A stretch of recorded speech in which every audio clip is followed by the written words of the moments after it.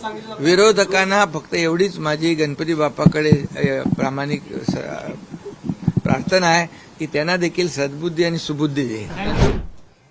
किंबहुना देशभरामध्ये सगळीकडेच गणेशोत्सव साजरा होतो आणि आज गणरायाचं आगमन झालंय, आज प्रतिष्ठापना झाली आणि सर्व नागरिकांना आणि गणेश भक्तांना मी खूप खूप शुभेच्छा देतो आणि सगळ्यांनाच गणपती बाप्पा सगळ्यांच्या जीवनामध्ये सुख समृद्धी आनंद घेऊन येवो अशा प्रकारच्या शुभेच्छा।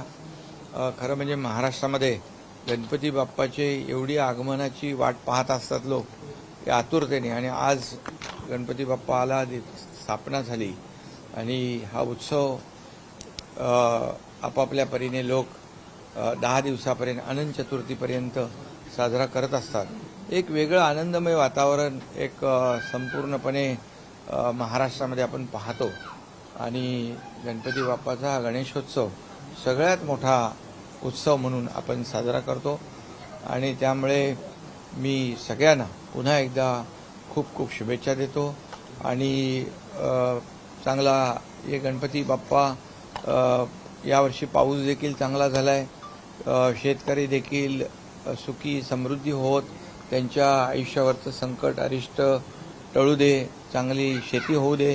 काही ठिकाणी पाऊस जास्त झालाय, त्या शेतकऱ्यांच्या मागे देखील काही ठिकाणी शेतीचं नुकसान झालंय, त्यांच्या मागे सरकार नेहमीप्रमाणे खंबीर उभं राहील, त्यांना देखील सरकार मदतीचा हात देईल आणि त्याचबरोबर हे राज्य जे आहे सुखी समृद्धी आनंदी हो यासाठी शासन गेले 2-2.25 वर्ष अथक प्रयत्न करते।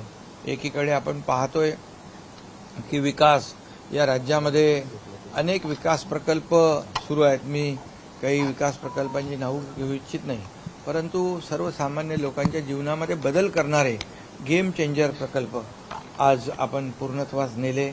एकीकडे उद्योगधंदे येत आहेत, भरभराट होती आहे, लोकांच्या हाताला काम मिळतंय, त्याचबरोबर विकास आणि कल्याणकारी योजनांची सांगड घालण्याचा आम्ही प्रयत्न केला आहे। जेवढं शक्य तेवढं आम्ही अनेक योजना सुरू केल्या। मुख्यमंत्री माझी लाडकी बहीण योजना आपल्या सगळ्यांना माहीत आहे, अशा अनेक योजना आपण सुरू केल्या आणि त्या योजना फार लोकप्रिय झाल्या।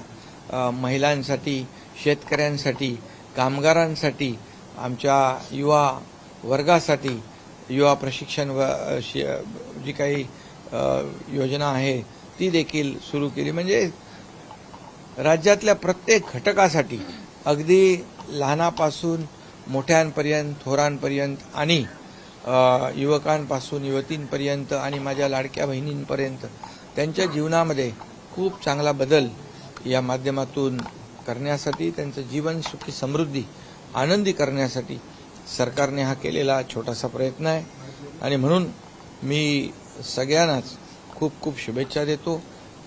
गणरायाचं आगमन झालेलं आहे, गणपती बाप्पाचं कृपाछत्र सगळ्यांवर, संपूर्ण महाराष्ट्रातल्या जनतेवर राहो आणि सगळ्यांचं जीवन सुखी हो, समृद्ध हो अशाच प्रकारच्या शुभेच्छा मी नागरिकांना देतो।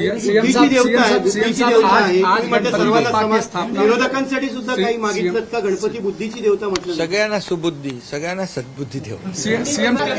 विरोधकांना फारसा रुचलेला दिसत नाही, 52% उद्योजक आले असं विरोधकांना आकडा रुचलेला दिसत नाही। ते म्हणतात की ते आकडे फुगवून सांगितलं। विरोधकांना फक्त एवढीच माझी गणपती बाप्पाकडे प्रामाणिक प्रार्थना आहे की त्यांना देखील सद्बुद्धी आणि सुबुद्धी दे।